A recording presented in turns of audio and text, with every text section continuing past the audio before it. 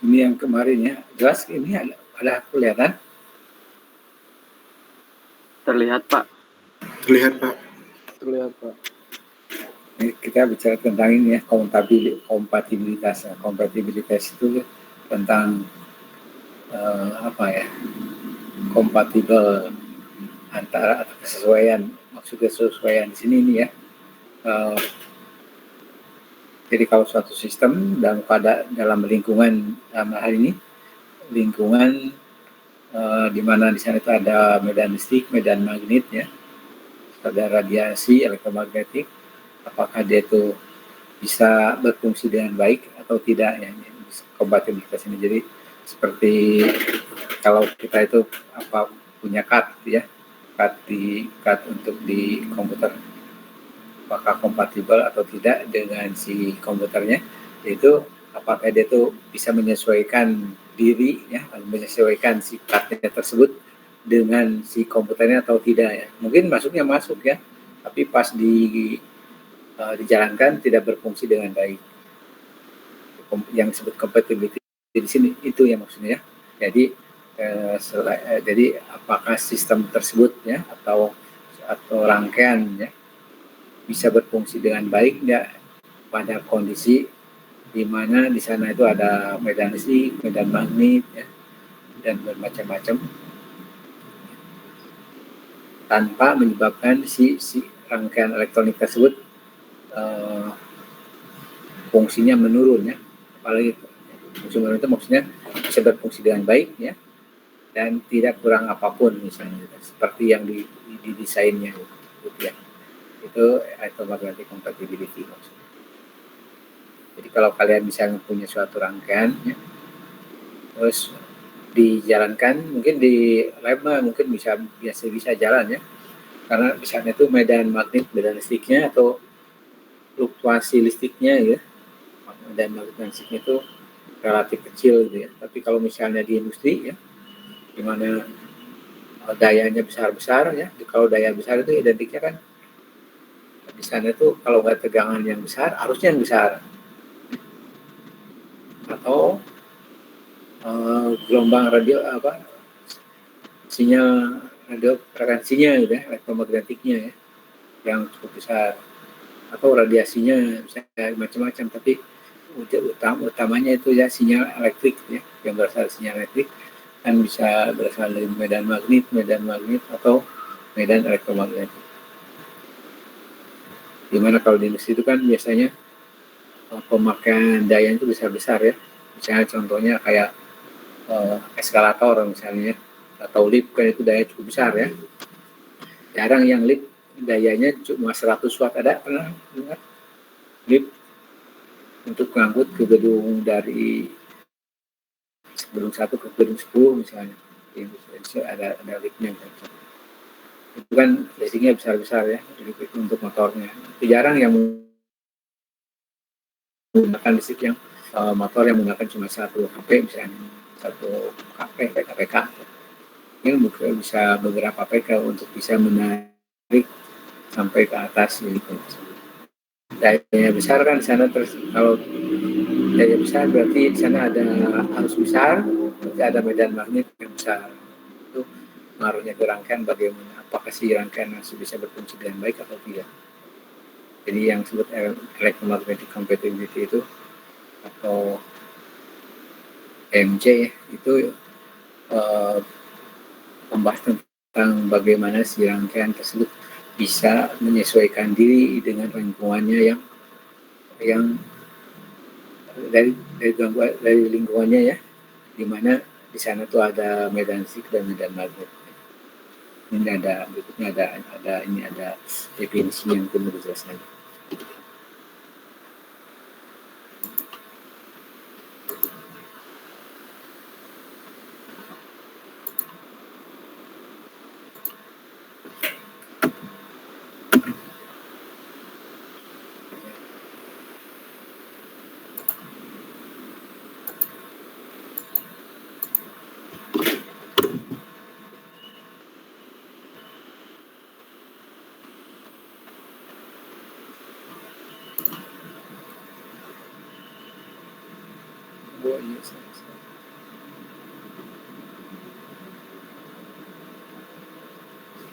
Sudah berubah ya? Slide 2. Betul? Betul Pak. Betul ya? Nah, ini ada sebelum ke MC ya, electromagnetic compatibility-nya, kita tentang ini ya, penyebabnya ya, tentang lingkungannya. Ini ada yang namanya EMI ya, EMI ya, electromagnetic interference. Ini disebut EMI itu adalah gangguan yang disebabkan oleh sinyal elektromagnetik yang dapat berupa sinyal yang tidak diinginkan, spurious, sinyal palsu ya, konduktif, atau yang berasal dari listrik yang dapat menyebabkan penurunan kinerja sistem alat yang tidak dapat diterima. Ya. Jadi itu EMI itu sebenarnya gangguan ya, gangguan di mana sumber utamanya itu sinyal listrik ya, sinyal listrik atau sinyal elektromagnetik yang dapat berupa sinyal yang tidak diinginkan. Yang macam-macam pokoknya. Di sana itu ada medan listriknya, ada medan magnet, atau bisa juga gelombang elektromagnetik. Pokoknya kalau ada arus atau tegangan, nah itu dan mengganggu disebutnya EMI. Jadi gangguan yang disebabkan oleh sinyal elektromagnetik.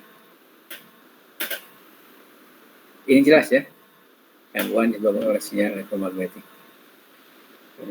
Umumnya terus yang dapat berupa sinyal yang tidak diinginkan, ya.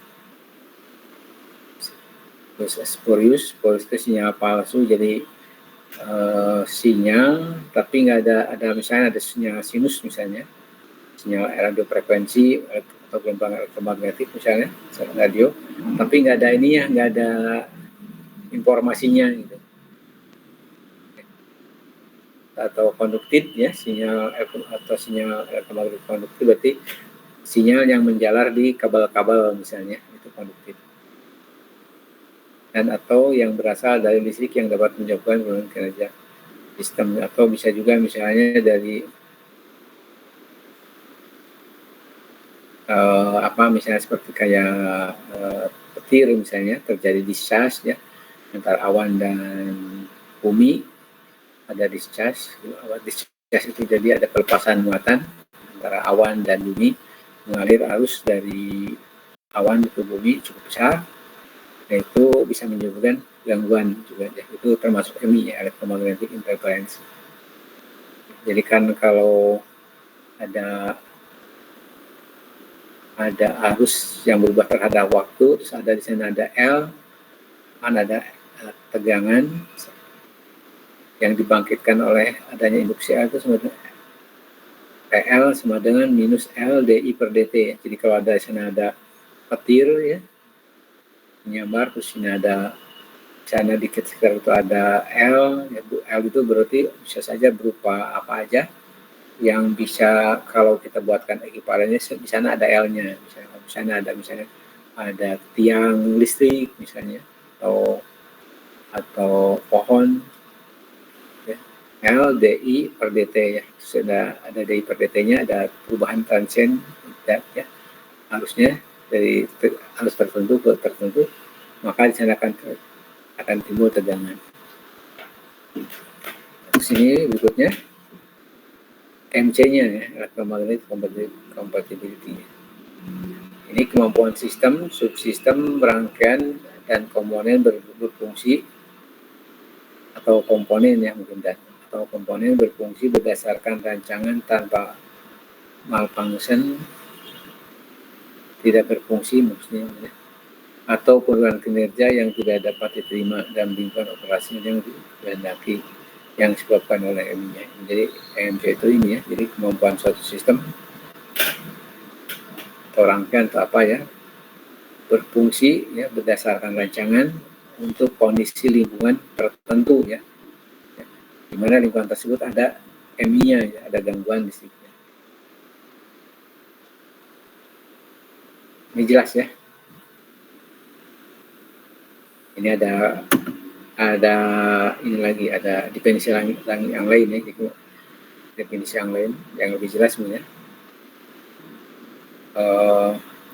EMC adalah kemampuan sistem elektronika berfungsi dengan baik pada lingkungan elektromagnetik yang dikehendaki dan tidak menjadi sumber polusi di lingkungan ya. Kalau yang tadi yang pertama ya, berfungsi dengan baik saja ya pada lingkungan elektromagnetik yang dikehendaki. Yang kedua ini pembaharuan sebenarnya. Tidak menjadi sumber polusi ke lingkungannya ya.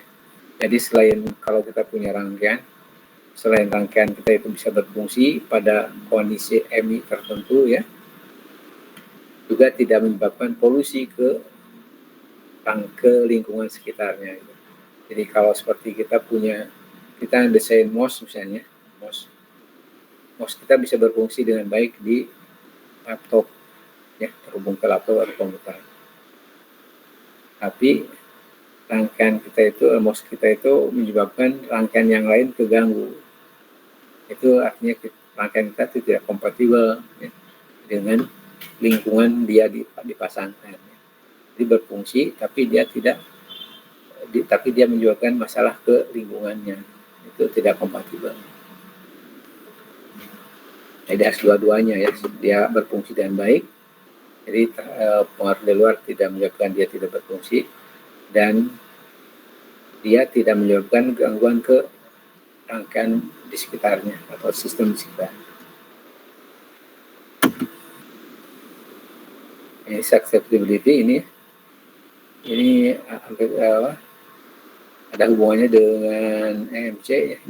Kemampuan device atau rangkaian menanggapi energi listrik yang tidak dikendalikan atau tidak. Jadi kalau suatu rangkaian misalnya karena gangguan ada MI, bagaimana tanggapannya terhadap listrik tersebut? Ya? Apakah langsung rusak ya, tidak berfungsi misalnya, atau masih berfungsi tapi kadang-kadang jalan, kadang-kadang enggak, gitu. Intermittent, atau berfungsi dengan baik. Ini sustainability ya. Ini tingkat sustainability. Rangkaian atau device adalah noise lingkungan di mana equipment dapat beroperasi dengan memuaskan tanpa degradasi dengan batas keamanan. Ini tingkat sustainability dari rangkaian. Itu adalah noise dari lingkungan sekitarnya. Jadi kalau misalnya tingkat sustainability dari suatu rangkaian misalnya ada inian deh, sebenarnya ada levelnya ya. Nah, level dari si rangkaian tersebut ya sama dengan level dari lingkungan tempat dia bekerja atau beroperasi.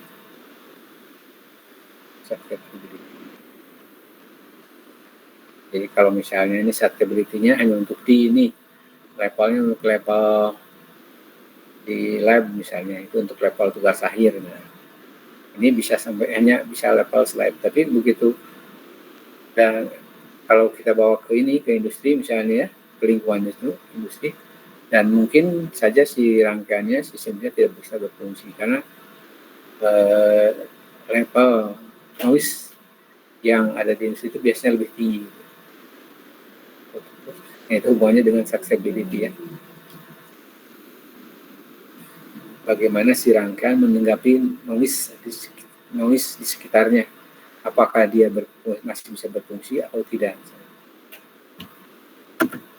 Ini ada berikutnya, ini ada EMC design approach ini pendekatan dalam merancang suatu rangkaian ya, yang diharapkan dengan rancangan ini, dengan pendekatan ini, rangkaian kita bisa berfungsi dengan baik ya. Jadi bisa berfungsi dengan baik dan tidak menyebabkan rangkaian sekitarnya jadi rusak, tidak berfungsi atau malfunction. Ini ada dua pendekatan, ada crisis approach ya, approach, ada yang satunya lagi crisis approach. Kalau yang pertama ini biasanya ya yang di pendekatannya itu misalnya kita dalam mendesain itu kita tidak terlalu peduli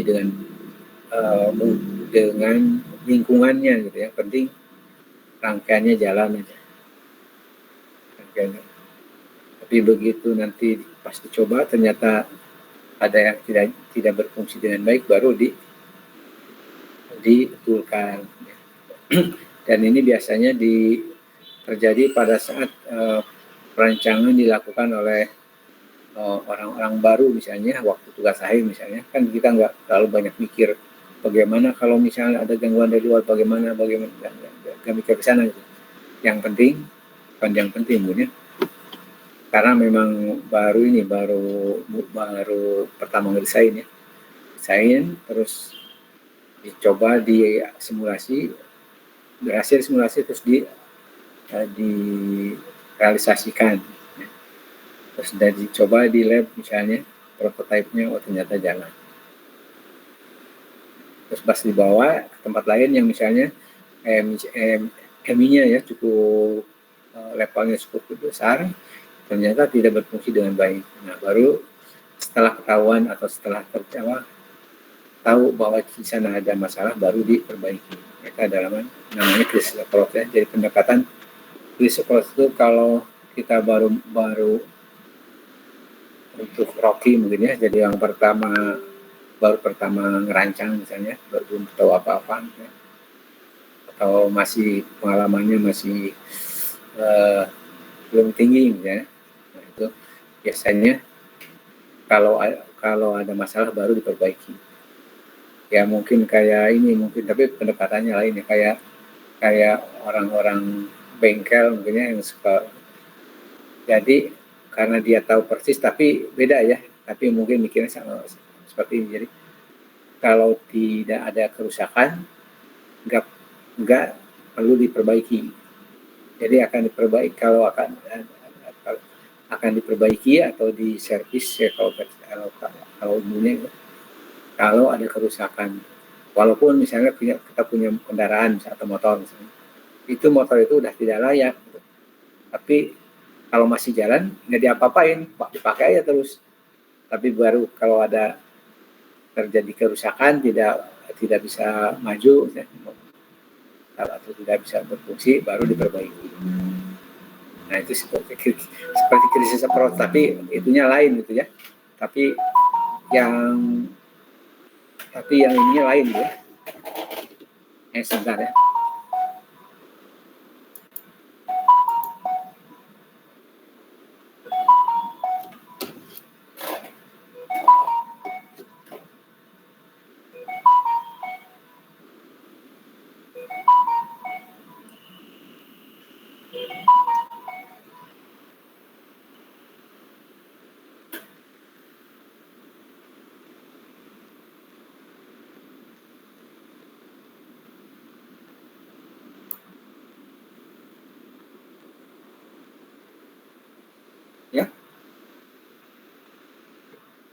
Ya. Ya. Ya. Ya. Ya.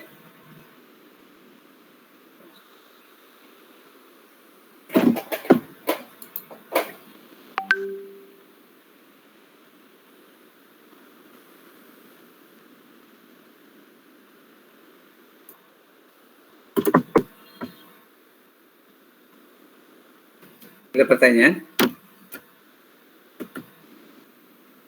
Krisis approach ya, jadi kalau ada masalah, ketemu masalah baru diperbaiki gitu ya. Itu kalau orang bengkel ya, tapi kalau di sini yang dimaksud ya, ini kalau ada masalah tidak berfungsi baru diperbaiki gitu. Jadi pendekatannya kalau di bengkel itu kan karena dia merasa sanggup ya, biarin aja gitu. Tapi kalau ini yang krisis seperti ini karena memang nggak tahu dia gitu, harus apa. Kalau yang satunya lagi ada sistem approach ya. Approach itu ini jadi sebelum ngedesain itu ya, sebelum jadi gitu di implementasikan, direalisasi dari awal ya, itu diperkirakan apa yang menyebabkan kemungkinan si tim tidak berfungsi. Itu di awal-awal udah dipikirkan. Jadi kalau kita lihat berdasarkan berdasarkan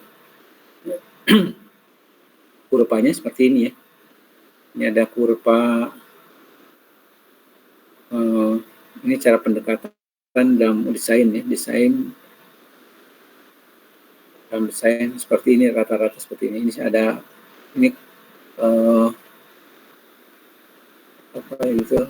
koordinatnya ya, ada sumbu A, sumbu X-nya ya. Kalau A itu adalah teknik yang tersedia, dan relatif cost-nya ya. Dan relatif cost, jadi biaya untuk menyelesaikan kalau ada masalah noise ya. Jadi teknik dan biaya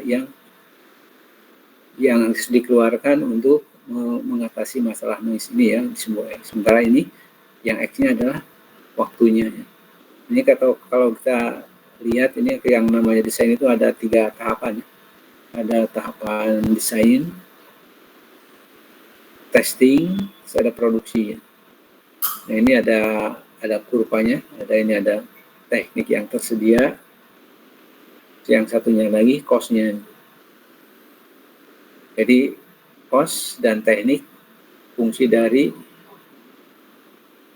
waktu ya. Ini kalau kita dalam mendesain itu misalnya contoh seperti ini ya. Kalau pada saat misalnya untuk pendekatan krisis approach, pada saat fase desain, perancangan, testing ini mungkin pada saat fase desain itu nggak terlalu mikir banyak gitu. Yang penting rangkaian jalan ya, atau rangkaiannya dibuat rangkaiannya, didesain, terus disimulasi, oke, udah langsung dibuat. Testing jalan misalnya, tapi pas diproduksi ternyata ada masalah nih. Balik lagi, kalau ada masalah berarti balik lagi sini. Masalahnya apa? Oh, ternyata ada gangguan di mana, misalnya di PCB-nya, betulin lagi PCB-nya jadi ketahuan misalnya pada saat digunakan ya atau dioperasikan ada noise gangguan misalnya, atau ada hum itu, jadi ada sinyal yang dengung misalnya di outputnya, sehingga harus diperbaiki ya. Ternyata setelah diteliti penyebabnya itu sistem groundingnya. Oh, kalau sistem groundingnya coba perbaiki ya. Kalau grounding itu mungkin bisa diperbaiki ya, bisa apa, kalau lagi sial mungkin harus semuanya desainnya dari PCB-nya, tapi kalau lagi beruntung ya mungkin cuma ini aja, penentuan letak titiknya aja, letak titik di mana titik groundnya bisa gitu. Jadi terus dicoba lagi ya, di testing lagi. Oh, ada juga misalnya di testing lagi, coba lagi ada gangguan, diperbaiki lagi, bolak-balik aja. Jadi antara waktu desain asal jadi, terus juga di testing, kalau ada testing misalnya pas testing ada kerusakan atau tidak berfungsi, balik lagi, testing selesai, berfungsi, pas diproduksi ada masalah, balik lagi. Jadi bolak-balik aja antara desain, fase desain ini, jadi perbaikan. Jadi waktu dan cost-nya jadi membengkak ya. Sementara kalau kita lihat ini ya, hubungan yang tadi itu yang saya sebutkan, ini tekniknya dan cost-nya. Kalau pas desain yang nama teknik itu banyak ya, masih melimpah. Dalam artian masih kalau ada masalah, misalnya dalam tahap membuat sesuatu misalnya, untuk fase desain itu kan masih belum jadi ya. Ini bisa dilakukan, apa aja bisa dilakukan. Maksudnya teknik apa aja bisa diterapkan. Tapi tahap berikutnya, tahap testing ya, fase testing kan udah jadi ini ya, udah prototype misalnya. Ini teknik yang tersedianya udah berkurang, apalagi udah tahap produksi ya, udah jadi gitu ya. Ini teknik yang tersedianya nggak bisa diapa-apain, misalnya contohnya ini ternyata PCB-nya yang harus diperbaiki ya, udah nggak bisa diapa-apain kalau PCB, balik lagi dari nol lagi. Ini gambar seperti ini. Ini hubungannya cost-nya. Kalau pas di fase desain misalnya, kalau pas di fase desain itu cost-nya masih murah ya. Karena kan kita hanya mungkin cuma brainstorming aja. Ada cuma ide aja, terus jadi masih murah, terus naik begitunya fase pengukuran, testing naik, dan ke fase produksi naik lagi kalau terjadi kerusakan atau tidak berfungsi. Karena kalau misalnya seperti tadi ya, Kalau PCB-nya ternyata harus perbaiki kan berarti cost-nya harus berarti cost-nya besar ya, karena harus ganti PCB.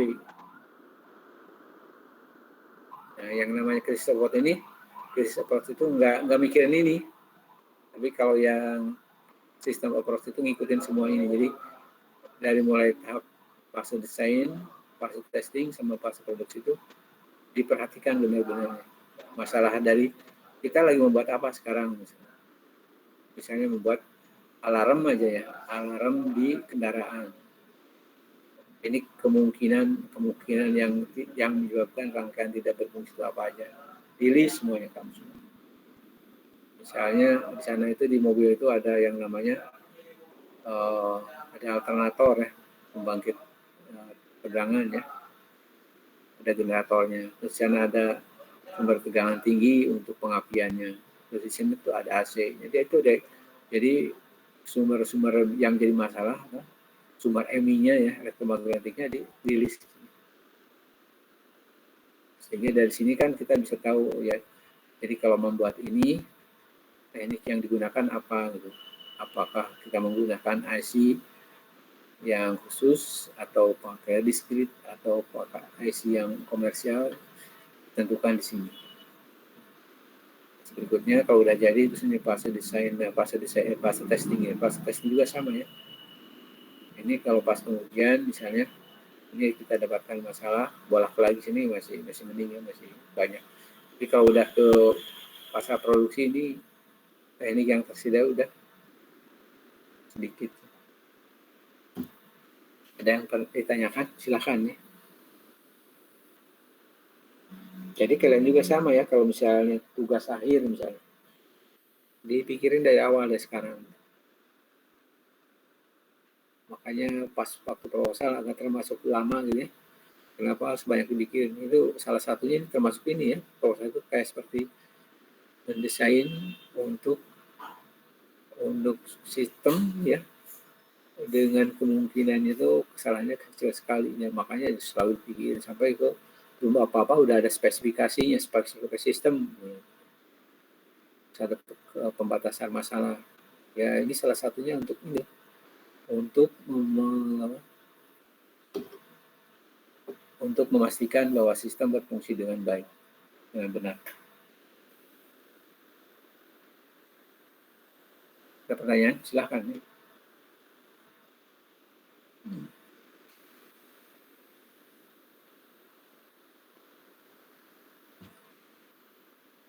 Pak, saya izin bertanya, Pak.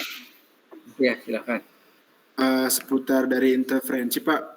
Saya mungkin ada kayak kasus gini, Pak. Contohnya interferensi pada WiFi, Pak ya.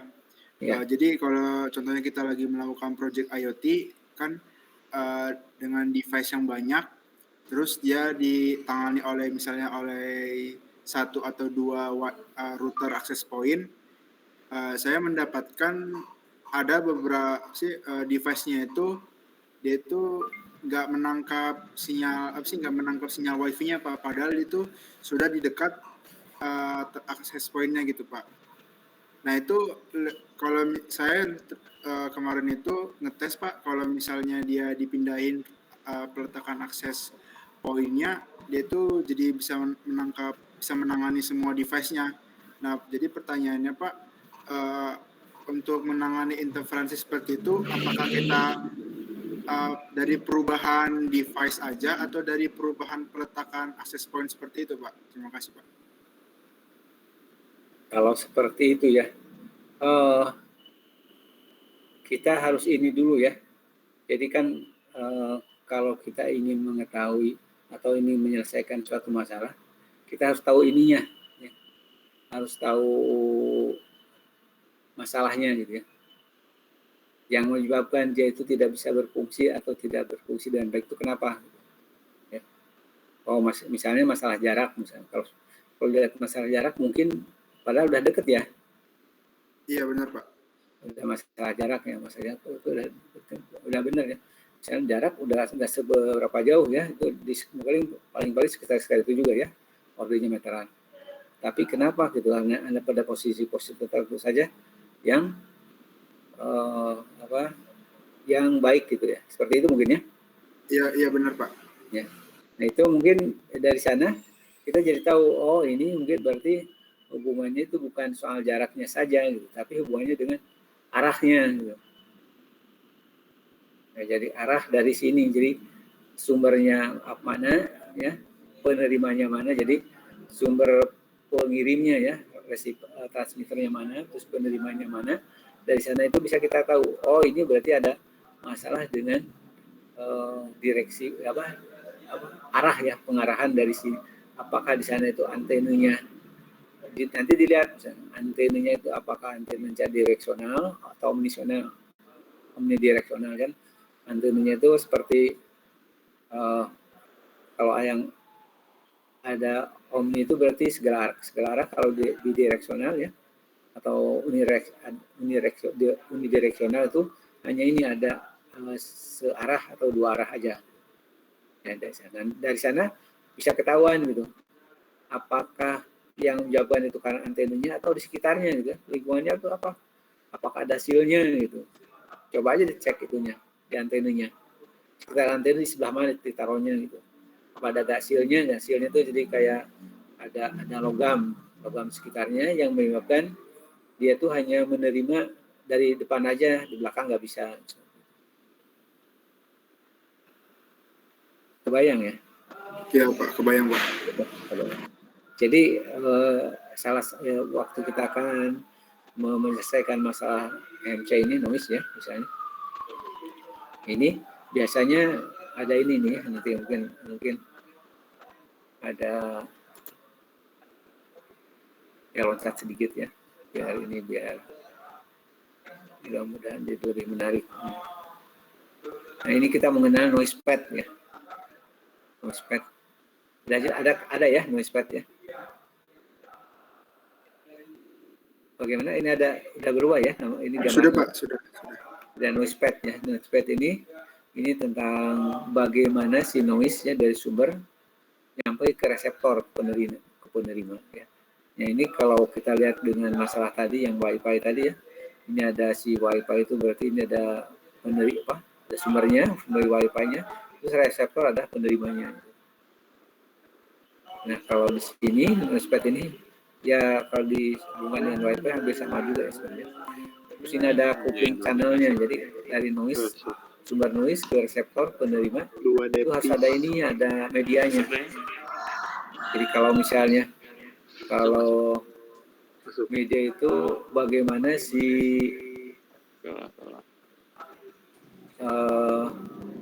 sumber bisa nyampe ke reseptor, apakah lewat radiasi ya, apakah lewat konduksi itu berarti lewat kabel ya. Kalau radiasi bisa berupa gelombang elektromagnetik atau gelombang ya, radiasi gelombang elektromagnetik atau bisa secara kapasitif atau secara induktif. Nah dari sini sudah ketahuan, jadi misalnya kalau ini dari sini learning, mungkin sini itu adanya ada silnya gitu, ada bagian sil, sehingga dia hanya mungkin file tersebut hanya di sektor ada tentu saja yang lain terhalang oleh silnya. Itu ya. Kalau di dan ke suara-suara ulang aja. Baik, terima kasih Pak masukannya. Tapi kalau misalnya hubungannya lewat caranya lewat kupling channelnya, lewat kabel, berarti sambit. Dan lagi ditanya, bisa saja si kabelnya mana pakai data kena gangguan misalnya. Ini bagaimana dari bawah kita bahas.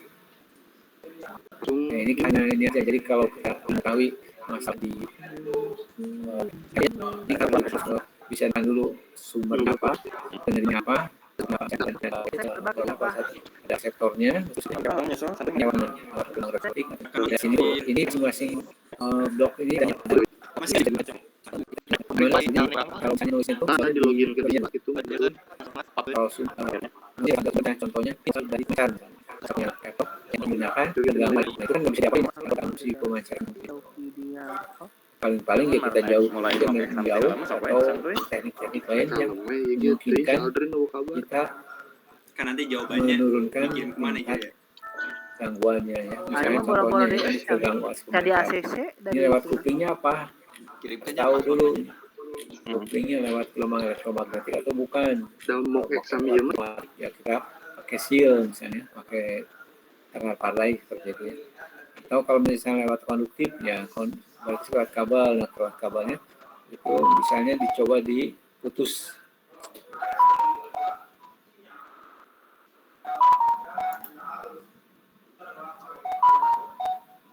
Sebentar ya, maaf.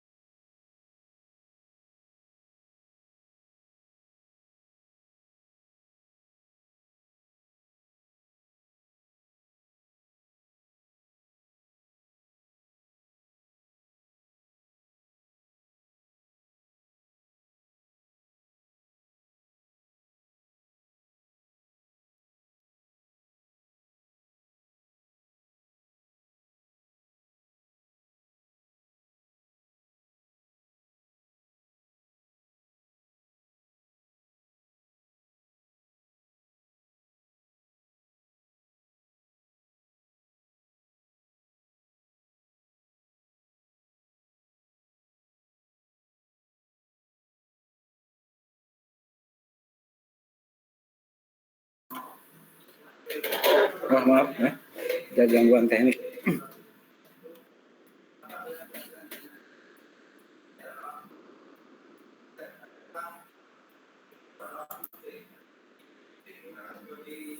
Ya, kita naik ke atas lagi ya, ke yang sebelumnya ya. Di sini ada pertanyaan nggak ini? Tentang ini, tentang AMC Design Approach ya. Ada yang case approach ya, baru akan ditangani kalau ada masalah. Tapi kalau misalnya nggak ada masalah ya biarin aja. Cuma kalau yang case approach itu kemungkinan bukan kemungkinan ya, kalau terjadi masalah ya biayanya jadi besar. Tapi kalau yang system approach itu yang namanya nilai ekonomisnya itu kecil ya, jadi hasil yang di kemungkinan untuk berhasilnya lebih besar daripada yang case approach.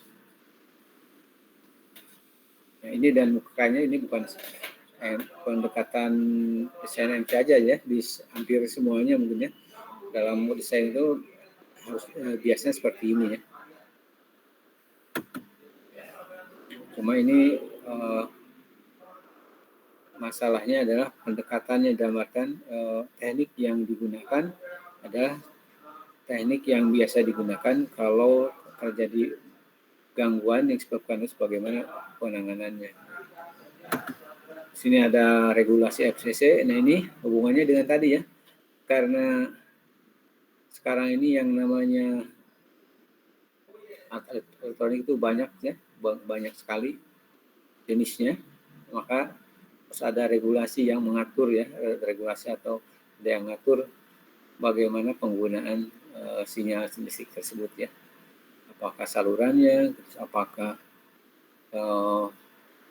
sinyalnya sendiri gitu, sehingga hampir semua sehingga diharapkan hampir semua sistem bisa berfungsi dengan baik ya, tanpa saling mengganggu. Jadi masing-masing bisa terjadi kompatibilitas di antara sistem dan pemakainya. Gitu.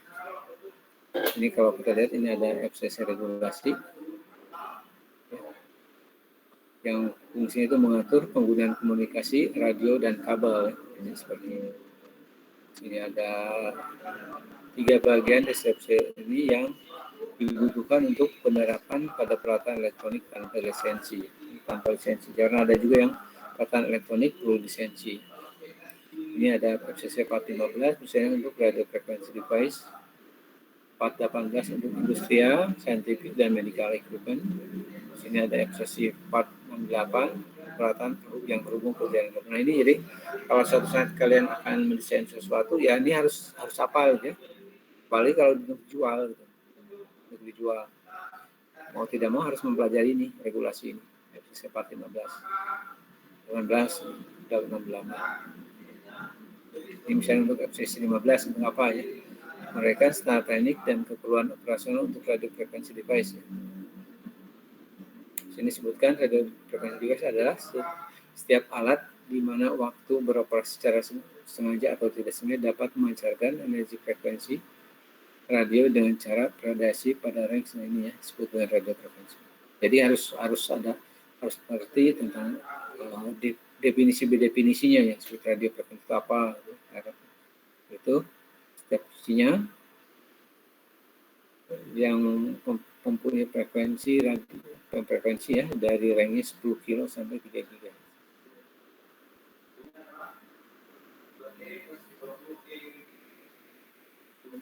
Setiap alat di mana operasinya itu ya, di mana frekuensi operasinya sekitar 10 kilo dan sampai dengan 3 giga. Ini FCC 18 ya. Ini menguraikan standar teknik dan kondisi operasional untuk industrial, scientific dan medical equipment. Ini disebutkan, ini ISM ada apa? Industrial, scientific and medical equipment adalah setiap alat yang menggunakan gelombang radio untuk keperluan industri, scientific, medical atau lainnya dan tidak digunakan dan juga tidak sengaja digunakan. Jadi utamanya itu si gelombang radionya itu bukan untuk keperluan ini ya, untuk komunikasi ya, tapi mau tidak mau gitu ya, karena dia itu menggunakan ada sumber listrik ya, misalnya ada perubahan, ini ada berarti ada timbul gelombang radio. Beda dengan yang ini 15 itu memang menggunakan gelombang elektromagnetik untuk bekerjanya. Beda lagi dengan ini ada 18. Sini ada 68 menggunakan standar untuk proteksi jaringan telepon dari bahaya yang disebabkan hubungan terminal itu dan waring, dan untuk kompatibilitas hearing aid. Dan nah ini bagaimana kita melindungi konsumen ya terhadap pengaruh dari gangguan elektromagnetik ya.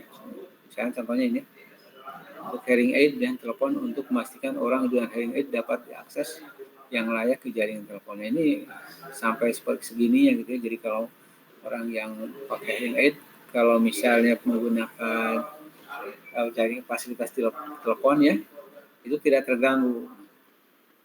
Ini jadi kalau satu saat kalian misalnya akan membuat suatu alat ya untuk keperluan orang disabilitas misalnya yang tunarungu misalnya, terus pegang sebagian ini harus mempelajari FCC 41668 FCC 468 ya.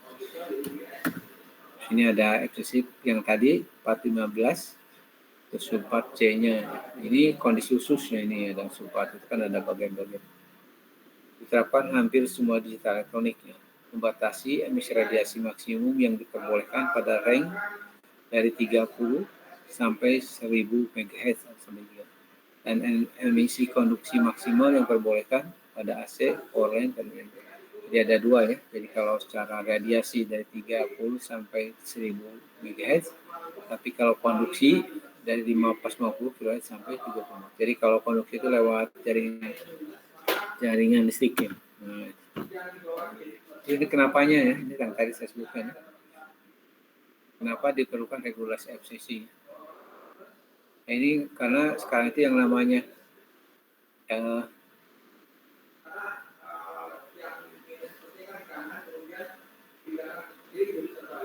semua ini ya, semua peralatan ya,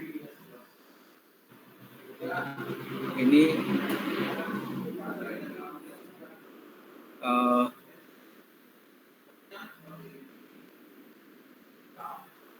tidak terlepas sekarang itu dari yang namanya komputer ya. Nah itu dan tidak selalu harus komputer ya, ada itu untuk jadi dengan adanya komputer ini banyak layanan pengguna radio yang terganggu ya, terutama pada frekuensi di bawah 200 MHz. Ini faktor-faktor lainnya banyaknya peralatan digital ya, selain tadi ada komputer, kecepatan komputer meningkat ya, sehingga bagaimana si desainer melihat suatu sistem itu jadi lain ya. Terus ini penggunaan casing plastik ya. Ini penggunaan casing plastik itu kan kalau dulu yang namanya komputer itu mungkin alat elektronik itu selalu menggunakan plat besi, sekarang udah nggak pakai plat besi tapi menggunakan plastik. Nah bagaimana cara mengatasinya gitu ya? Sehingga adalah regulasi, maka dibuatlah regulasi FCC agar walaupun kita menggunakan casing plastik masih berfungsi dengan baik. Sini ada definisi dari computing device ya. Electronic device atau computing device adalah sistem yang membangkitkan dan menggunakan timing pulse lebih besar dari 10 kHz dan menggunakan teknik digital ya. Jadi hampir semua sekali itu semua mungkin ya, tapi kebanyakan sebagian besar itu alat elektronik itu ada ininya, ada pembangkit pulsanya, ada clocknya gitu ya, di mana frekuensinya itu bisa lebih besar dari 10 kHz ya. Jadi setiap sistem atau setiap rangkaian yang bisa membangkitkan clock lebih besar dari 10 kHz itu disebutnya computing device.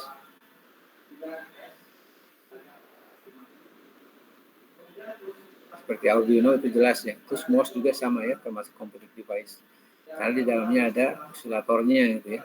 Oscillatornya atau bisa membangkitkan sinyal listrik yang lebih besar 10 volt. Nah, ada gangguannya itu ke yang ini ya, ke yang alat-alat ya yang menggunakan frekuensi di bawah sekitar 200 kHz. Mungkin ini bisa dibaca sendiri ya kalau ada pertanyaan. Ini ada dua jenis kelas ya untuk computing device tadi, untuk kelas A dan kelas B. Kalau untuk kelas A yang dipasarkan untuk penggunaan di lingkungan komersial, industri dan bisnisnya. Sementara untuk computing device yang dipasarkan untuk penggunaan lingkungan kediaman, meskipun digunakan di lingkungan komersial. Jadi ada kelas A, kelas B. Kelas A itu lebih tinggi ya daripada kelas B. Komunitas yang dipasarkan untuk penggunaan lingkungan kediaman, walaupun kadang-kadang digunakan juga untuk lingkungan, misalnya contohnya ini untuk keperluan di rumah, ya, tapi bisa juga dipakai digunakan di komersial atau industri. Ini contohnya seperti ini.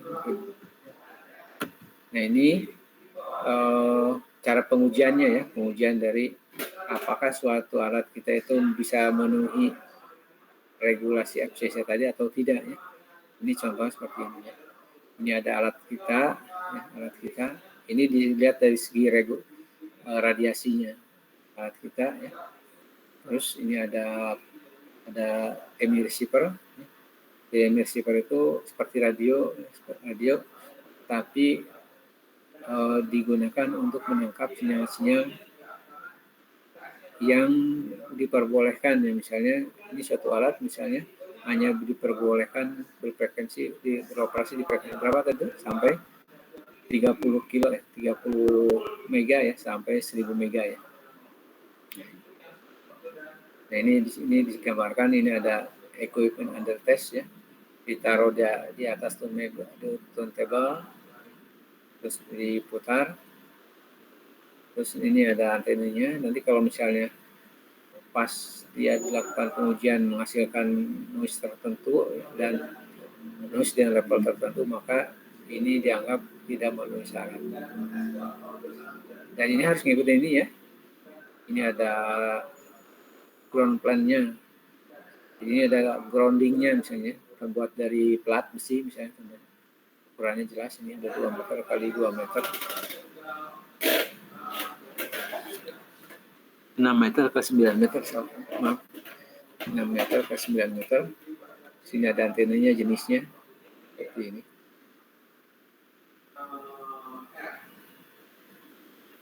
Tune output dipole, sini ada ketinggiannya. Sini ada penerimanya. Terus ini berikutnya. Nah ini ya tadi yang sebutkan kelasnya. Kelas A ya, untuk radiasi emisi limitnya di atas ini. Untuk yang kelas B seperti ini. Untuk frekuensi 30 sampai 88 misalnya. Untuk jarak 30 meter, wavelength-nya yang diperbolehkan 30 mikrovolt. Untuk yang kelas B misalnya, ini 3 meter, sini wavelength yang diperbolehkan 100 mikrovolt per meter.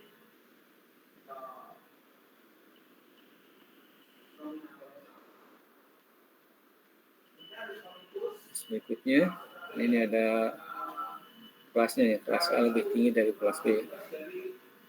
Ini ada, kalau tadi radiasi, terus ini untuk yang konduksi ya, jala-jala listrik.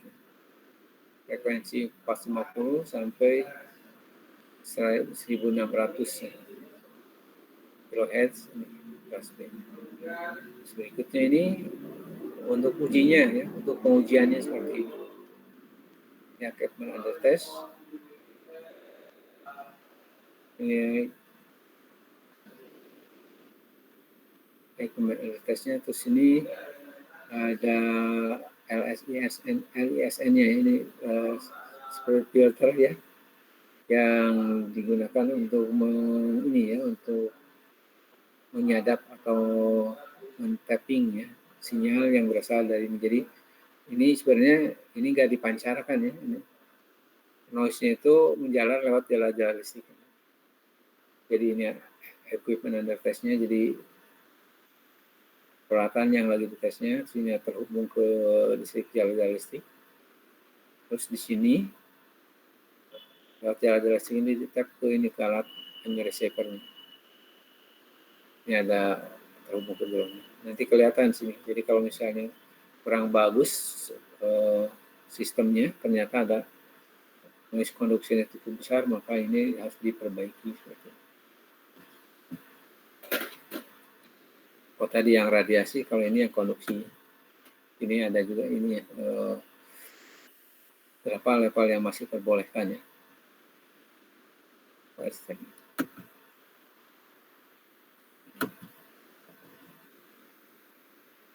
Ada kelas A, kelas B, terus ada FCC, terus ada satunya lagi kelas yang kalau FCC itu internasional, kalau ini CISR itu ini yang punya Prancis kalau nggak salah.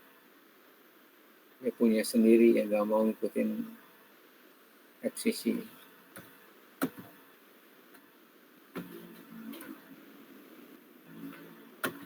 Nah ini berikutnya, ini spek untuk ini ya. Untuk kalau tadi yang umum, nah kalau ini untuk yang spek militer, spek militer lain lagi ceritanya. Ini selain emisi juga dia itu dites juga successibility-nya gitu ya. Successibility-nya itu yang tadi ke apa? Bagaimana dia itu menanggapi noise ya. Jadi kalau misalnya ada noise ya, alat yang kita itu apakah bisa berfungsi atau tidak misalnya. Jadi kalau misalnya kita desainnya, ini desainnya hanya untuk keperluan komersil. Kalau digunakan misalnya untuk industri masih bisa berfungsi tidak? Nah, biasanya tidak ya. Tapi kalau sebaliknya, tapi misalnya kalau successibility-nya untuk militer ya, diuji untuk keperluan komersial industri biasa harusnya masih bisa berfungsi dan baik. Karena biasanya untuk keperluan militer ini untuk emisinya itu untuk successibility-nya itu lebih tinggi biasanya daripada ini ada ujinya, ada emisinya ya. Ini successibility-nya, jadi bagaimana kalau dia itu menerima gangguan. Kalau ini emisinya itu berarti dia meradiasikan noise-nya ya. Ini ada yang konduktif, ada yang radiatif, radiasi. Ya, ini juga sama yang ada yang kalau successibility-nya lewat noise, lewat jaringan jalan-jalan listrik misalnya atau lewat kabel bagaimana. Dan ini biasanya speknya lebih keras, lebih ketatnya daripada untuk industri dan untuk komersial. Ini ya, jadi kalau suatu saat kalian ingin membuat alat dan menjual untuk keperluan militer, ya harus mengikuti ini ya. Requirement-nya, speknya ini. Untuk keperluan ini. Harus lolos semua. Ya. Kalau misalnya untuk sistem tertentu ada, tapi nggak semuanya sebetulnya, hanya di untuk hal-hal tertentu aja, misalnya untuk keperluan kalau kita mendesain power supply-nya aja, apa aja yang harus dipenuhi. Ya minimal kita harus tahu, oh ini. Ada pertanyaan?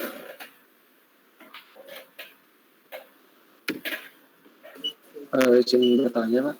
Ya, silakan.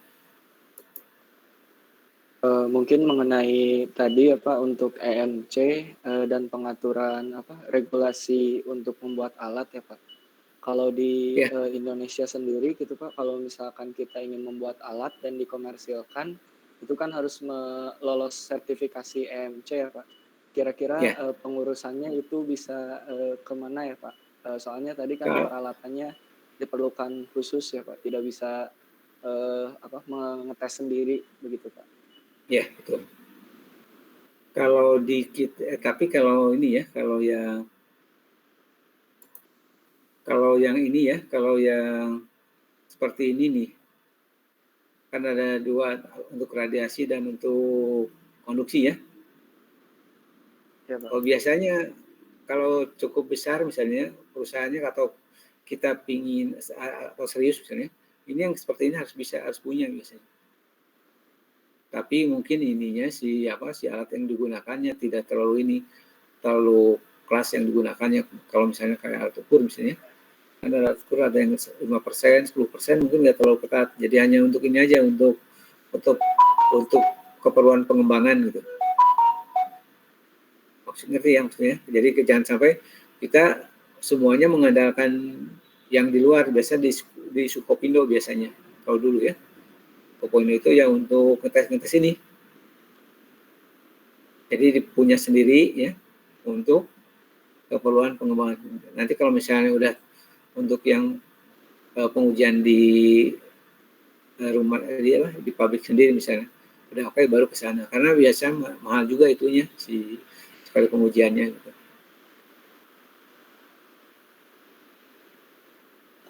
Dan ini kayaknya nggak terlalu sulit kayaknya ini kalau untuk speknya ini ya. Tapi kalau misalnya untuk spek mau dijual baru harus ngikutin spek yang alat-alatnya yang digunakannya. Nah ini baru biasanya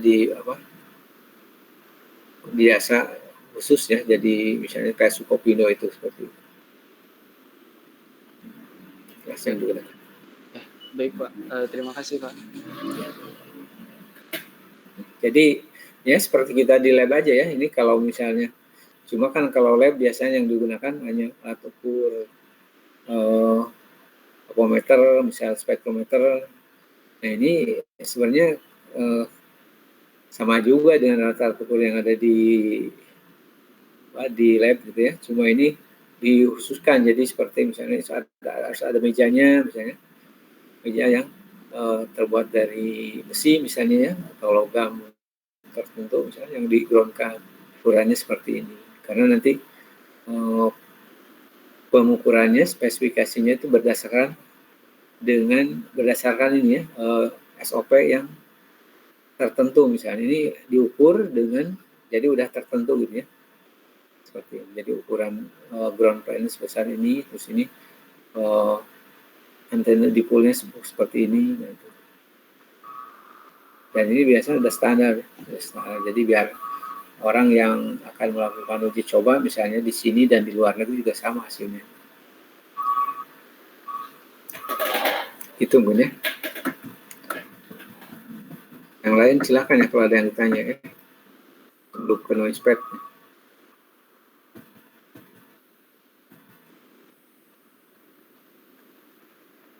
Nah, berikutnya ini noise pad ya. Noise pad ini kalau nggak ada pertanyaan saya teruskan ya. Ini yang soal FCC ini bisa dibaca sendiri ya. Yang utamanya yaitu tentang aturan-aturan ya yang dipakai dalam regulasi ini ya, pengaturan penggunaan dari gelombang elektromagnetik gitu ya. Dan kalau terjadi gangguan berapa level yang masih diperbolehkan itu ada semua. Ini berikutnya noise pad. Nah, ini noise pad ini merupakan salah satu metode untuk mengetahui kalau di suatu sistem mengalami masalah noise. Dengan cara bagaimana? Dengan cara kita melihat ininya apa istilahnya?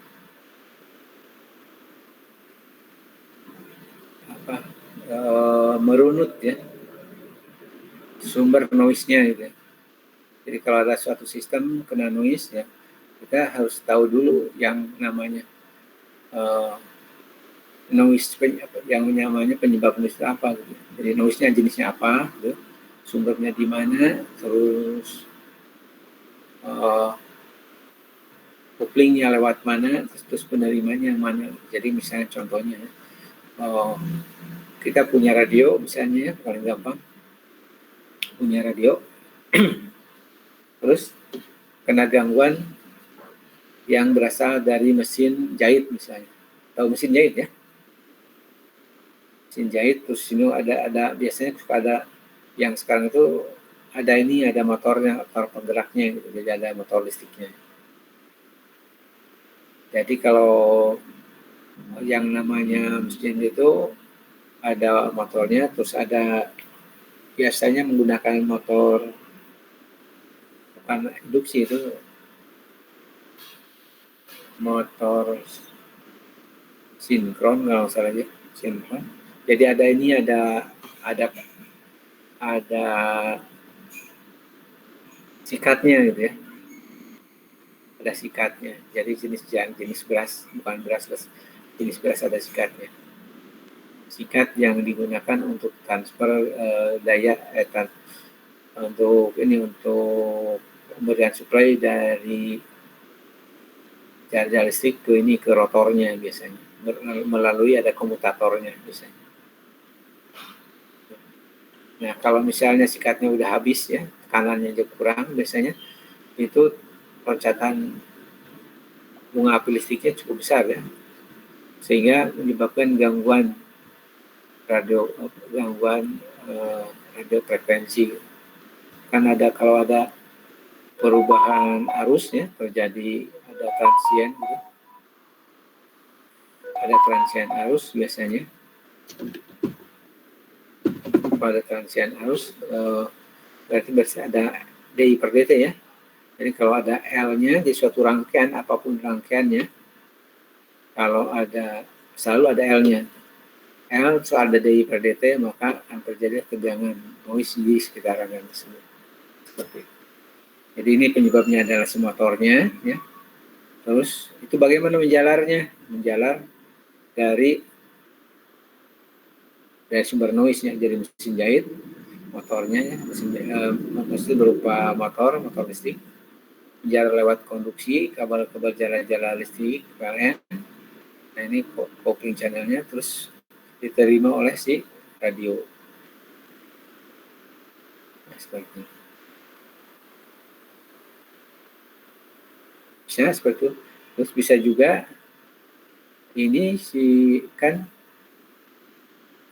gelombang elektromagnetik itu bisa juga diradiasikan.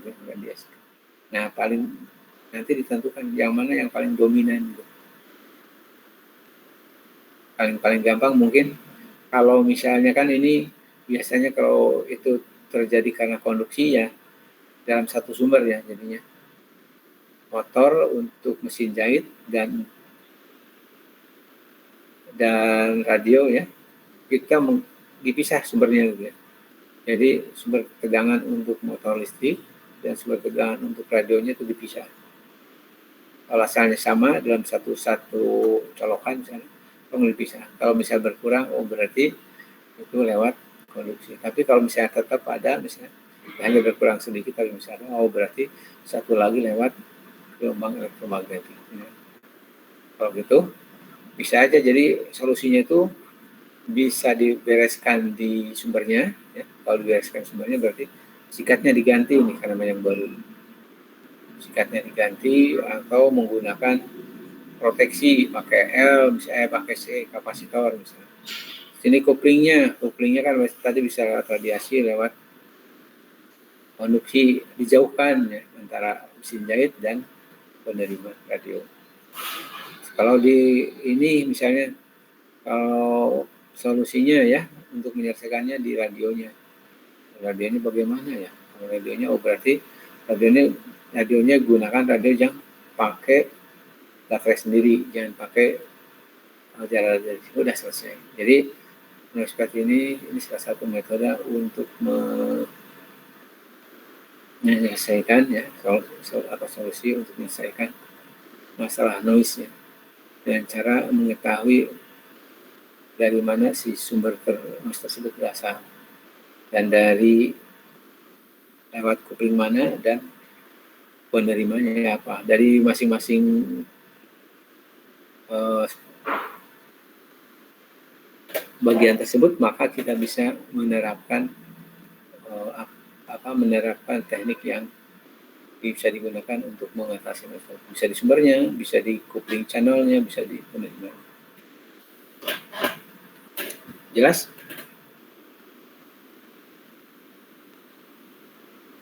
Sejauh ini jelas Pak, terima kasih. Jelas. Yang lain bagaimana? Jelas Pak. Jelas Pak. Jelas ya. Terus berikutnya. Ini contohnya ini ya. Ini yang barusan saya omongin ini diceritakan. Ini ada cuma beda sedikit lah ya. Ini ada motor kontrol sirkuit. Terus ada motornya, DC motor. Ini ada rangkaian yang keganggu. Ini digambarkannya nih.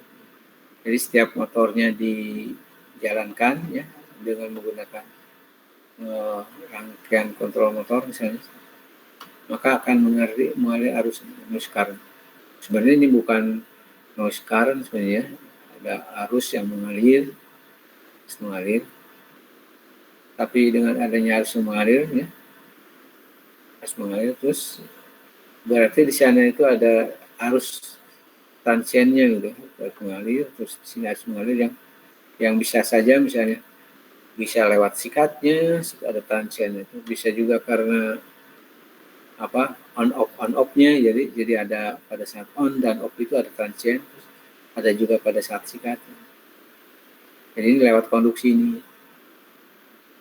terus lewat konduksi ini karena harus melewat sini terus ini diradiasikan di sini LD per dt atau bisa langsung dari sini.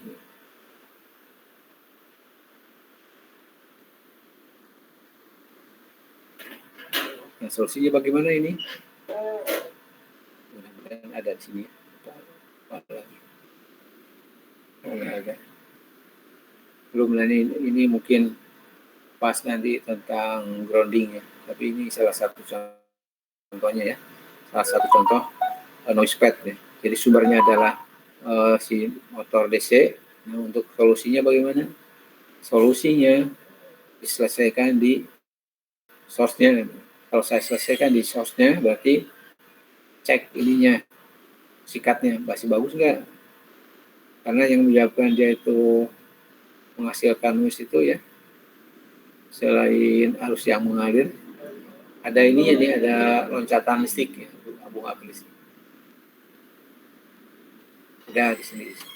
Ini misalnya diperbaiki atau diganti si sikatnya, udah selesai. Terus kedua, ini pakai seal ya, dipakai seal. Sealnya di-ground-kan, belum selesai. Yang ketiga di sini nih, pakai belter ini, pakai belter. Diselesaikan di sumbernya. Jadi dengan kalau sumbernya hilang ya, maka otomatis ke sini kan nggak ada lagi radiasi yang sifatnya mengganggu. Gitu. Paling-paling misalnya ini ada arus transiennya, ada LD per dt masih ada, tapi tidak separah kalau misalnya ada bunga listriknya sih, bunga listrik dan jadi ada RF-nya masuk ke sini. Jadi sini tuh kabel itu seperti antena saja jadi.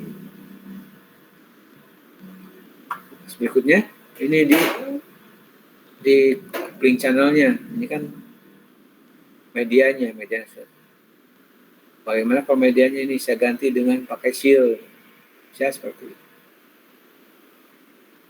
Tahu ini aja low level noise-nya atau low level circuit-nya, saya ini saya jauhkan, yang didekatin jauhkan, bisa seperti itu. Yang ketiga di penerimanya, receiver-nya gitu, ininya dijauhkan. Selain tadi dijauhkan bisa seperti itu. Dijauhkan dari si kabelnya, dijauhkan dari semua, bisa seperti itu. Atau si ininya, si rangkaiannya ini ya, dibuat lebih tahan ya, lebih imun terhadap gangguan noise. Jadi di dalam rangkaiannya dibenerin gitu ya. Apakah PCB-nya atau apakah pakai penggunaan kapasitor. Jadi dengan kita mempelajari noise pad ini, kita jadi lebih luas ya wawasan kita bagaimana cara mengatasi noise. Nah, ini nanti ada teknik-tekniknya kalau misalnya kalau di resistor bagaimana mengatasinya, kalau di coupling channel bagaimana, kalau di sumbernya bagaimana. Nah, ini terus berikutnya ini waktu kita menganalisa noise ini ada beberapa asumsi ya. Asumsi, dan asumsi ini memungkinkan kita menganalisa noise itu lebih mudah ya. Kan kalau sebenarnya kalau kita ingin mengetahui berapa medan listrik atau medan magnet ya yang dihasilkan oleh suatu sumber oleh misalnya medan, oleh tegangan, sumber tegangan atau magnet ya, flux magnet itu, agar kita tahu persis di setiap titik itu kan biasanya menggunakan kesamaan Maxwell ya, kesamaan Maxwell ya. Jadi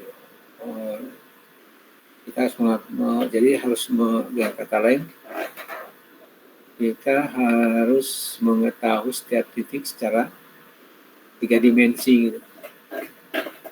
Jadi kalau misalnya ini ada yang gambar seperti ini ya, ini ada motor, terus ini ada low level circuit. Nah ini diperkirakan si motor ini yang menyebabkan si rangkaian ini tidak berfungsi karena ada medan listrik. Nah untuk mengetahuinya ya mau tidak mau kita harus tahu kalau ini ada tegangan sini, ada bunga sini, maka kita harus tahu medan listriknya di mana aja. Di setiap titik itu harus dihitung. Gitu. Atau dengan kata lain, ini di mapping dulu ini tegangan. Dari sana nanti kelihatan, oh ini yang menyebabkan, jadi kalau ini ada tegangan listrik sini, ini dampaknya ke ini, ke rangkaian ini. Ini seperti ini ya, jadi di setiap titik di permukaan rangkaian ini ada tegangan sebesar ini. Tegangannya atau flux magnetnya. Dan itu memang yang hasilnya yang lebih akurat seperti itu.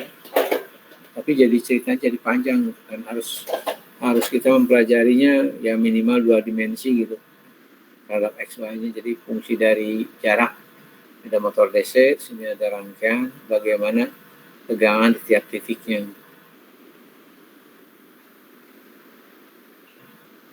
Nah itu jadi masalah. Maka untuk menyederhanakannya ini ada asumsi-asumsi ya. Jadi menyelesaikannya bukan lagi menggunakan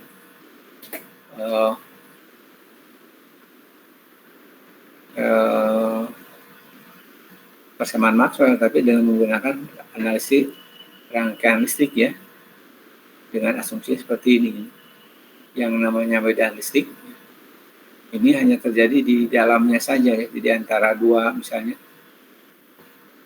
Jadi ada kalau medan listrik antara dua kapasitor ya. Jadi medannya itu antara dua plat tersebut ya, jadi tegak lurus tersebut. Jadi nggak ada di sekitarnya ya, ada pelinginnya istilahnya, pinggiran-pinggirannya itu yang menyebabkan bentuknya itu tidak tegak lurus antara dua plat itu. Jadi anggap asumsi atau diasumsikannya itu medan listriknya itu ideal. Jadi kalau ada dua plat maka medan listriknya itu tegak lurus antara dua plat. Begitu juga untuk flux magnetnya, medan magnetnya ya. Ini hanya di dalam induktornya saja. Jadi kalau ada induktor, maka medan magnetnya itu hanya di dalam induktornya saja. Tidak digambarkan bagaimana flux yang ada di luarnya. Karena kalau ada di luarnya ceritanya jadi panjang lagi ya, banyak. Berikutnya dimensi dari rangkaian ya, dibandingkan terhadap panjang gelombang dari sinyal yang kita teliti ya. Jadi kalau misalnya ini ada sinyal 1 kHz misalnya ya, 1 kHz itu mengganggu rangkaian. Nah, 1 kHz itu panjang gelombangnya berapa? Nah dibandingkan dengan dimensi dari rangkaiannya. Nah, kalau misalnya rangkaiannya jauh lebih kecil daripada panjang gelombangnya, maka analisa rangkaian listrik ini bisa digunakan ya terapkan. Jadi ada 3.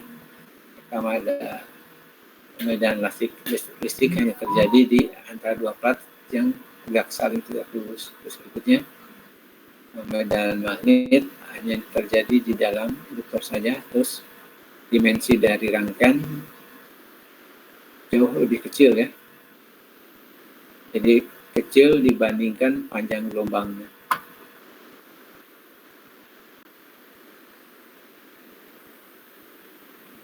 Ya, Jadi disebutkan walaupun ini hanya kalau dibandingkan dengan persamaan Maxwell ya, ini tuh hasilnya ya kalau dilihat dari nilainya mungkin tidak pede dijadikan, mungkin errornya besar gitu, cukup besar gitu ya, mungkin bisa 5%, 10%. Tapi ini kalau dibandingkan dengan Maxwell ini lebih ini ya, lebih mudahkan dalam menganalisa ya.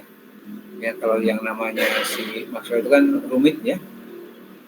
Jadi masalah untuk menghitung setiap tegangan step itu rumit, kompleksnya. Belum masalah di ini kondisi boundary dari sistem dari persamaan Maxwell itu yang itu fungsi dari kalau bagaimana kalau medan magnet atau medan listrik ya terjadi di antara dua plat, misalnya dua plat dan yang ada dielektriknya. Itu fungsi dari bagaimana keadaan kondisi dari antara besi dan di elektriknya. Itu agak sulit ceritanya kalau menggunakan Maxwell. Berikutnya ini untuk ngatasinya ya, ini ada ya dengan ini ya, lupa saya tadi ya, dengan asumsi ini maka kita gunakan yang namanya ini ya, ada komponen pendekatan ya, ada dengan yang namanya lam komponen ini untuk medan listrik ya, lupa saya tadi. Jadi dengan pendekatan ini asumsi ini ya, asumsi ini ya dalam penggunaan analisa rangkaian segini, terus kita melihat rangkaian itu ini seperti ini nih. Jadi kalau kita melihat ada dua titik medan listrik, maka equivalentnya itu seperti ini. Oh, jadi kalau misalnya ada dua titik 1 dan titik 2 itu menggambarkan ini adalah kawat 1 dan kawat 2 ya. Jadi ceritanya ini ada sumber noise, ini ada penerima noise ya. Jadi kalau misalnya ini yang disebabkan karena medan listrik ya, maka ekivalennya itu lam komponen seperti ini. Jadi kalau medan listrik itu akan lebih mudah kalau dibuat ekivalennya menjadi lam komponen kapasitor. Oh, jadi kalau ini ada medan listrik, ini sebenarnya kalau kita analisa dengan menggunakan listrik itu lebih gampang kalau dianggap ini di 1 dan 2 itu ada C. Persisan seperti ini, jadi kan kalau ada dua konduktor yang paralel, maka akan timbul yang namanya kapasitansi parasit di antara kedua komponen tersebut atau kedua kabel tersebut. Parasit itu jadi kapasitansi yang tidak diinginkan, tapi mau tidak mau ada di sana itu, karena ada prinsipnya kalau ada dua konduktor paralel maka akan timbul kapasitansi antara kedua itu. Nah, ini gambar seperti ini ya. Jadi kalau ada medan magnet maka medan listrik ya, maka kita menganalisanya cukup dengan ada tegangan di titik 1 dan menginduksi ini ke titik 2 dengan menggambarkannya dengan ada C-nya. Nah, kalau ini dalam komponen untuk induktor ya. Untuk medan magnet nih. Jadi kalau ada kawat sumber arus sini, ini sumbernya, ini ada kawat yang terganggunya. Ini lam komponennya seperti ini gitu ya. Pendekatannya seperti ini. Jadi pendekatannya ini ada induktor sekunder dan sekunder, primer dan sekunder seperti ini. Sini ada mutual induktansinya, terus ini noise yang ditampilkan sebesar ini, Pn sama dengan J omega I12 IS. Seperti ini.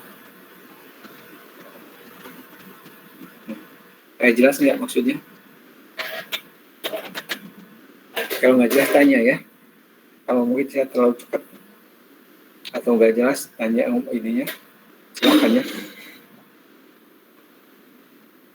Jadi pendekatannya untuk menganalisa pengaruh medan listrik dan medan magnet, jadi kita nggak menganalisanya dengan menggunakan persamaan Maxwell, tapi menggunakan analisa rangkaian listrik dengan asumsi yang tadi saya sebutkan. Oh, jadi yang namanya medan listrik itu hanya terjadi di antara dua plat kapasitor. Itu juga sama, medan magnet hanya ada di dalam konduktor.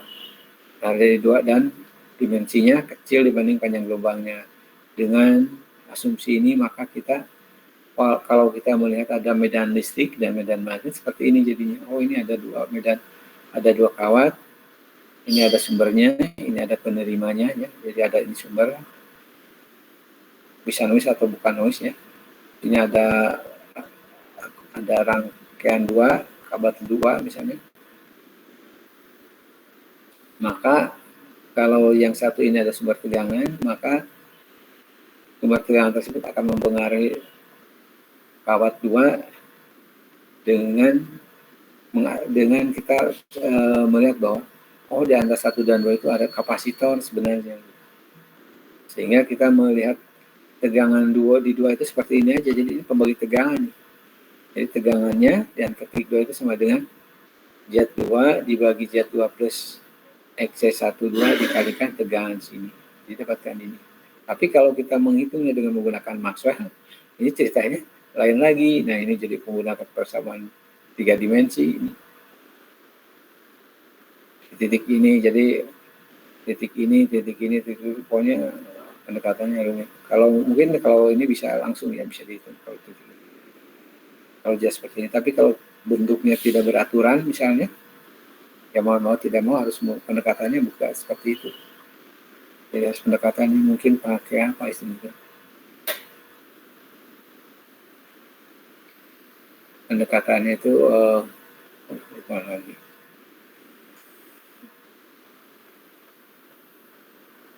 Pendekatannya diferensiasi ya. Jadi untuk luas yang kecil gitu ya. Jadi kalau ini satu terus kita geser kalau di dekatnya bagaimana, di dekatnya bagaimana. Jadi secara iterasi ya. Sampai dari 1 sampai ke 2. Jadi terhadap ini fungsi dari X-nya jauh dx terus. Dan tegangan sekitarnya itu diukurnya atau di pendekatannya dengan menggunakan persamaan si Maxwell tadi. Ini kalau bentuknya tidak berurutan. Jadi kalau berurutan, kalau seperti ini mungkin gampang.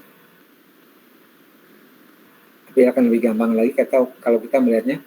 Ini kalau ada dua kawat 1 dan 2 misalnya, ada medan listrik di antara 1 dan 2, maka kita akan lebih mudah kalau kita menganalisanya dengan menganggap di antara 1 2 itu ada lam komponen C di sini. Kalau ada medan listrik magnet berarti ada lam komponen L induktor. Jadi seperti itu. Ya. Terus ini ada metode noise couplingnya, bagaimana si noise tersebut bisa menjalar ya. Ini ada noise coupling metodenya. Ada konduktif, ada coupling through common impedance. Jadi ini coupling melalui impedansi bersama ya, yang jadi suatu kabel digunakan bersama misalnya untuk grounding misalnya, karena setiap rangkaian itu perlu arus balik ya, maka menggunakan kabel yang sama. Nah, itu yang disebut dengan common impedance. Sambil jalan sudah ada yang ketiga lewat elektrik dan magnetic coil. Jadi bagaimana coupling menjalar ya, ada konduktif tadi lewat jalur-jalur listrik, terus ada common impedance, terus ada elektrik dan magnetic. Jadi ada yang Ini ada induktif dan kapasitif. Ada yang tanyakan? Silahkan.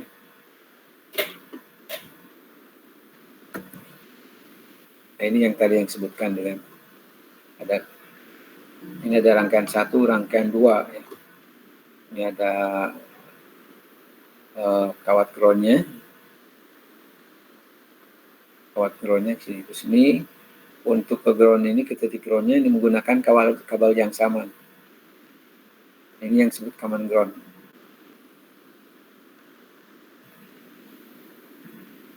Jadi noise lewat common ground. Jadi kalau misalnya ada arus yang lewat di sini yang menyebabkan penambahan arus, selain kan kalau kita lihat ada arus lewat sini berarti arus yang lewat sini jadi ada 2 ya, ada 1 dan 2, sehingga seolah-olah nanti kalau misalnya ada perubahan di 1, nanti yang 2 juga merasakan ada perubahan ya. Jadi kalau misalnya ini ada perubahan arus di rangkaian 1, rangkaian 2 itu akan merasakan ada perubahan karena menggunakan ground yang sama, wire ground yang sama. Itu yang disebut dengan common ground impedance. Atau bisa juga ini berupa common lain yang juga sama ya. Ini common, jadi sama-sama menggunakan konduktor yang sama. Misalnya contoh seperti ini. Common line impedance. Jadi ini kabel yang ini digunakan oleh rangkaian 1 dan 2. Jadi nanti perubahan arus di 1 dan 2 itu bisa saling mempengaruhi. Jadi kalau misalnya ini, apalagi kalau misalnya I1 ini relatif kecil ya, ini besar yang I2. Jadi setiap ada perubahan di rangkaian 2 itu, rangkaian 1 itu akan merasakan ya, karena ada perubahan sini kan. Ini kan kalau kita perhatikan, kalau ada I, ada R berarti ada tegangan jatuh di sini. Tegangan jatuh ini akan dirasakan oleh rangkaian 1, baik rangkaian 1 maupun rangkaian 2. Kalau misalnya rangkaian 1-nya kecil arusnya, ini lebih besar, maka ini akan dominan kelihatan sini. Ini ada perubahan tegangan di sini yang menyebabkan ke rangkaian 2. Sini bagian lainnya, ini ada noise source-nya. Noise source selain ini masih banyak, cuma ini ada 4. Ini ada galvanic action, electronic action. Kalau galvanic action ini kalau ada 2 logam yang berbeda ya, terus di kedua logam tersebut ya ada ada kayak embun atau kayak ada lembab di sekitarnya gitu ya, yang menyebabkan terjadinya di antara kedua logam tersebut ada kontak. Karena lembab tersebut maka akan terjadi tegangan. Ini ada electrolytic action. Kalau galvanic action ini 2 logam berbeda ada terus di sekitarnya lembab akan menyebabkan tegangan. Tapi kalau elektrolit ini tidak perlu tegangan tidak perlu logam yang berbeda ya. Dua-duanya seng misalnya atau besi, kalau ada arus listrik akan menyebabkan timbul tegangan di sini. Ini yang menyebabkan gangguan. Sini ada fiber optik, kalau ini fiber electric ini untuk elektrostatik ya. Sini ada conductor motion. Ini karena pergerakan konduktor bisa menyebabkan, misalnya contohnya kabel, kenapa kabel harus diikat ya di satu instalasi, karena kalau terjadi pergerakan kabel, ada gesekan, menyebabkan harus bertegangan seperti itu. Ini yang tadi galvanic action, galvanic series ya. Ini tergantung dari jenisnya. Semakin beda jauh ini grupnya akan semakin besar tegangan. Ini yang tadi ada noda. Sudah selesai mungkin sampai sini ya. Ini untuk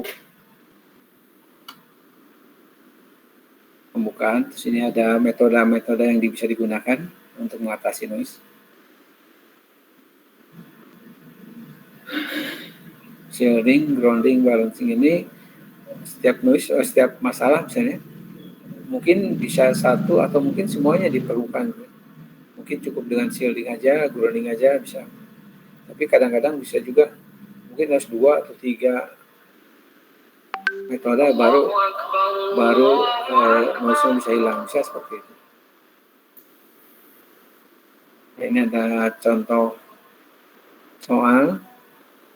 Ini ada beban. Terus pada saat S1-nya on off ini menyebabkan gangguan di Q1 dan Q2. Mungkin untuk bahan ini ya, bahan diskusi buat minggu depan.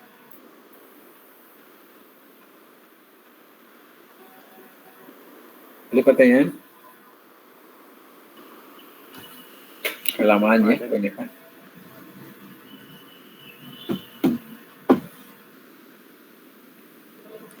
Boleh minggu depan kita tentang ini ya, tentang metodenya. Misalkan mulai dari kabel dulu ya, karena kabel yang paling panjang dan paling banyak digunakan.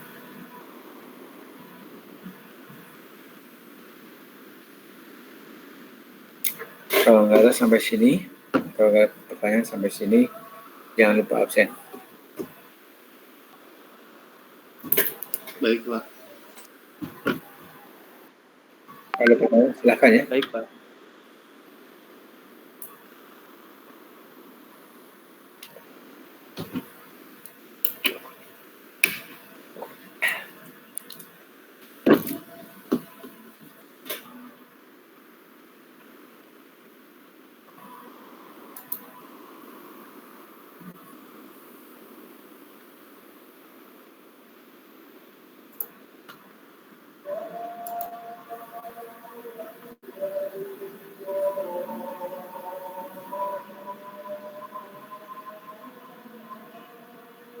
Halip, ada yang tanyain Halip? Belum ada, Pak. Belum ada. Terima kasih, Pak. Arbi?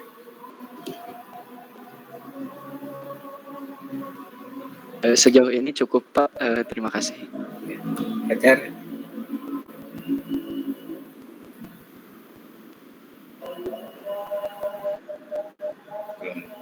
Terus ada tanyain lagi? Sejauh ini sudah cukup, Pak. Terima kasih. Lagi? Ilham? Ada, Pak. Irfan? Muhammad Al-Farisi?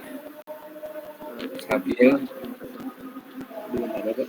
Roko? Cindy?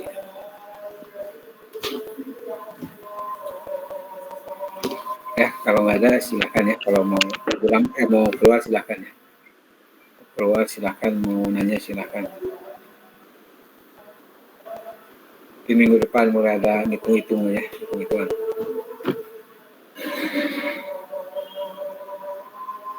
Baik, Pak. Kalau begitu, saya izin meninggalkan Google Meet, Pak. Terima kasih. Ya, silakan. Ya. Bapak, saya juga izin meninggalkan Google Meet ya, Pak. Terima kasih banyak. Ya, Assalamualaikum. silakan ya. Waalaikumsalam.